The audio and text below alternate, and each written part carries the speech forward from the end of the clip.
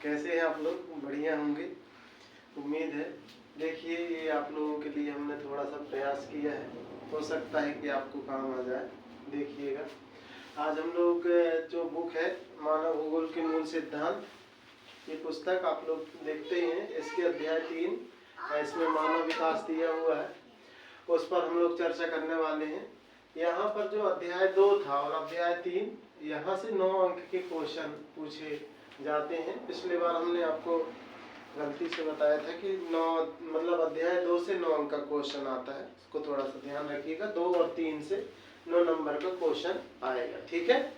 तो आप लोग बने रहें और लगातार कोशिश करते रहें। कोशिश करने वालों का भी हार नहीं होती है। देखें कि 1 नंबर के क्वेश्चन है ये, और इस तरफ में 2 नंबर के क्वेश्चन। तो सबसे पहले हम 1 नंबर के क्वेश्चन पर चर्चा कर लें। देखिए, डॉक्टर महबूब उल हक, ये पाकिस्तानी अर्थशास्त्री थे। इनके नेतृत्व में मानव विकास प्रतिवेदन निकालने का कार्य किया गया। 1990 में मानव विकास सूचकांक निर्मित किया गया। मतलब ये जो 1990 का सन है, ये बहुत महत्वपूर्ण सन है, क्योंकि इस तिथि से जो है, इस सन से मानव विकास सूचकांक प्रकाशित किया जा रहा है। फिर देखें, नोबेल पुरस्कार विजेता अमर्त्य सेन ने विकास का मुख्य ध्येय स्वतंत्रता में वृद्धि, इन्होंने बताया कि स्वतंत्रता में वृद्धि होती है तो विकास समझें। फिर स्वतंत्रता में वृद्धि भी विकास लाने का सर्वाधिक प्रभावशाली माध्यम है, ये कहा किसने? अमर्त्य सेन ने। ये ध्यान रखिएगा इस लाइन को। फिर देखें, शिशु लिंगानुपात में सुधार के लिए सरकार ने बेटी बचाओ बेटी पढ़ाओ कार्यक्रम शुभारंभ किया था, ठीक है। संसाधनों तक पहुंच, स्वास्थ्य एवं शिक्षा मानव विकास के केंद्र बिंदु हैं। फिर लोगों के विकल्पों में वृद्धि करने के लिए स्वास्थ्य, शिक्षा, संसाधन तक पहुंच और उनकी क्षमताओं का निर्माण करना महत्वपूर्ण है। ये सेंटेंस ध्यान रखिएगा, स्वास्थ्य, शिक्षा, संसाधन तक पहुंच और क्षमताओं का विकास, ठीक है। सतत पोषणीयता मानव विकास के लिए आवश्यक है कि प्रत्येक पीढ़ी में समान अवसर, मतलब लोगों को अवसर मिलते रहे। जैसे आपको स्वच्छ वायु अभी मिल रही है लेने के लिए, वैसे ही स्वच्छ वायु जो है आगे आने वाली पीढ़ियों को भी मिलती रहे। ये सतत पोषणीय मानव विकास के लिए आवश्यक है। लोगों की क्षमताओं का निर्माण करके उत्पादकता में निरंतर वृद्धि की जाना चाहिए। फिर देखें, क्षमताओं का निर्माण करके, ठीक है। जन समुदाय राष्ट्रों के वास्तविक धन होते हैं, मतलब जो व्यक्ति है वही देश का जो है वास्तविक धन है। मानव विकास 0 से 1 के बीच के स्कोर पर आधारित है। मतलब मानव विकास सूचकांक जो जारी किया जाता है वो 0 से 1 जो स्कोर है उस पर आधारित है। संसाधनों तक पहुंच को क्रय शक्ति के संदर्भ में मापा जाता है। फिर आधारभूत आवश्यकता उपागम अंतर्राष्ट्रीय श्रम संगठन, मतलब ILO, मतलब इंटरनेशनल लेबर ऑर्गेनाइजेशन द्वारा प्रस्तावित किया गया है आधारभूत आवश्यकता उपागम। फिर क्षमता उपागम का संबंध अमर्त्य सेन से है। संयुक्त राष्ट्र विकास कार्यक्रम UNDP द्वारा मानव विकास प्रतिवेदन 1990 से प्रकाशित है। मानव विकास सूचकांक और गरीबी सूचकांक UNDP द्वारा प्रयुक्त मानव विकास मापन के 2 महत्वपूर्ण सूचकांक है। मतलब यहाँ पर समझने, मानव विकास सूचकांक एक ही हो गया और दूसरा है गरीबी सूचकांक, ठीक है। भूटान विश्व में अकेला देश है जिसने सकल राष्ट्रीय प्रसन्नता को देश की प्रगति का आधिकारिक माप घोषित किया है, ठीक है।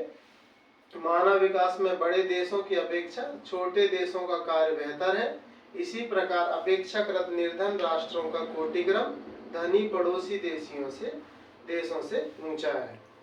फिर देखें, श्रीलंका, ट्रिनिडाड और टोबैगो का मानव विकास सूचकांक भारत से ऊंचा है।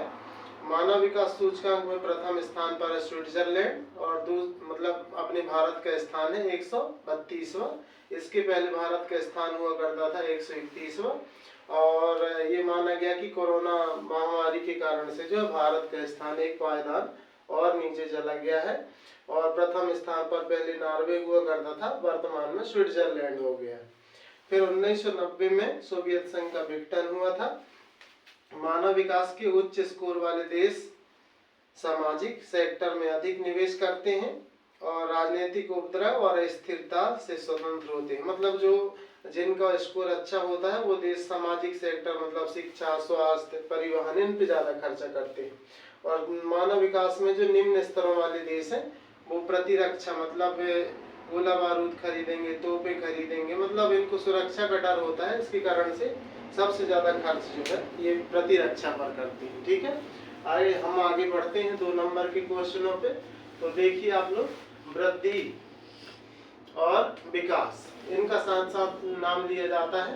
वृद्धि मात्रात्मक और मूल निरपेक्ष है, यह धनात्मक और ऋणात्मक हो सकती है। ठीक है, और मतलब इसका ये है कि वृद्धि काउंटिंग बढ़ जाना, मतलब जैसे जनसंख्या है तो इस साल 2 लाख है तो अगले साल 3 लाख हो जाना, या फिर जनसंख्या बढ़ भी सकती है और घट भी सकती है, मतलब धनात्मक भी हो सकती है और ऋणात्मक भी हो सकती है, ये होती है वृद्धि।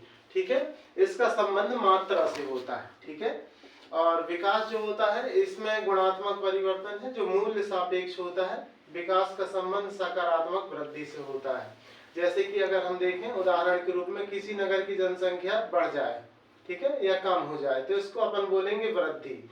लेकिन इसके साथ साथ अगर जो शहर है उसमें लोगों को पर्याप्त सुविधा मिल जाए, अच्छा मकान मिल जाए, अच्छा पर्यावरण मिल जाए और उनको जीने की अच्छी मूलभूत दशाएं प्राप्त हों और अच्छे रोजगार के अवसर प्राप्त हों, तो फिर हम कहेंगे कि हाँ उस क्षेत्र का विकास हुआ है। मतलब सीधी सी बात है, वृद्धि का संबंध मात्रा से है और विकास का संबंध उसके गुणात्मक से, सकारात्मक परिवर्तन से, सकारात्मक परिवर्तन या उसमें गुणात्मक परिवर्तन से। ठीक है, समझ गए होंगे आप लोग।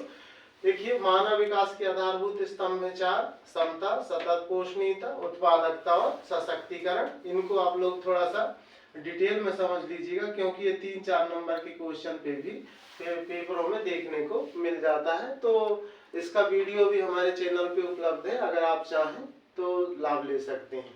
फिर देखें निर्वहन का अर्थ। तो निर्वहन का अर्थ होता है अवसरों की उपलब्धता में निरंतरता, मतलब अवसर लगातार हमें जो उपलब्ध होते रहे अगर, तो ये कहलाता है निर्वहन। ठीक है, फिर मानव विकास के जो उपागम है वो भी 4 हैं: आय उपागम, कल्याण उपागम, आधारभूत आवश्यकता उपागम और क्षमता उपागम। ठीक है, तो ये भी आप लोग डिटेल में पढ़ सकते हैं अच्छे से। ये 2 क्वेश्चन थोड़ा बड़े टाइप के हैं। मानव विकास के आधारभूत स्तंभ भी 4 हैं और मानव विकास के उपागम भी 4 है। इनको थोड़ा डिटेल में पढ़ लीजिएगा, इनके वीडियो हमारे चैनल पे उपलब्ध है, अगर आपकी इच्छा हो तो आप लोग देख सकते हैं और हो सकता है कि थोड़ा बहुत आपको लाभ मिल जाए उससे। मानव विकास स्कोर के आधार पर देशों को 4 समूहों में वर्गीकृत किया जाता है: अति उच्च, उच्च, मध्यम और निम्न।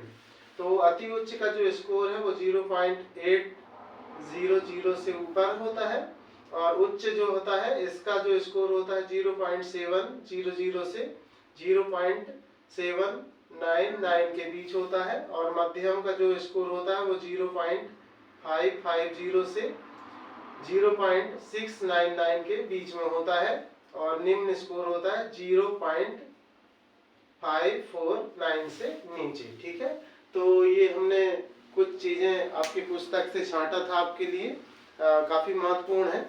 आप लोग देख लीजिएगा, पढ़ लीजिएगा। बहुत बहुत धन्यवाद आप लोगों को।